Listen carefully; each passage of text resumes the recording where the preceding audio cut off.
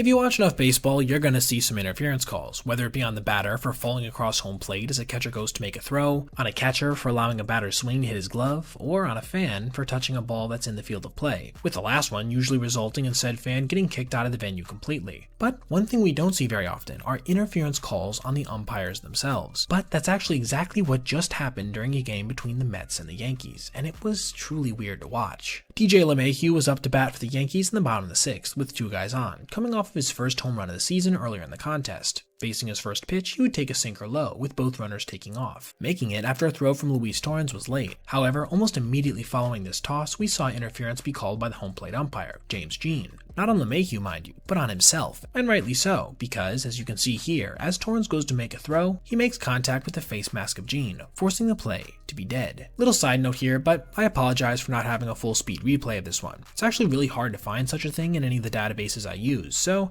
I'm more so going off of clips posted online for this one.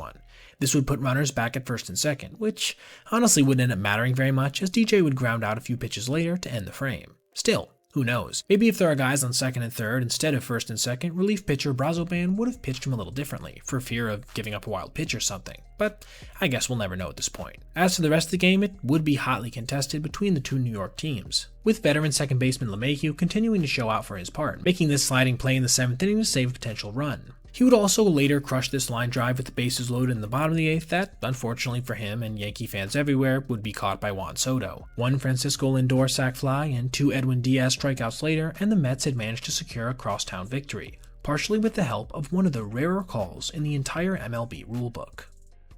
Now, thank you so much for watching, and I hope you enjoyed. Also, if you ever see something you'd like to see detailed in the Made the Cut video, whether that be a specific play or a narrative surrounding a certain player or team, feel free to reach out to my email, basebpoet@gmail.com. That's B-A-S-E, letter B, P-O-E-T @gmail.com. If I use your idea, I'll be sure to give you credit. Have a great rest of your day, and I'll see you in the next one.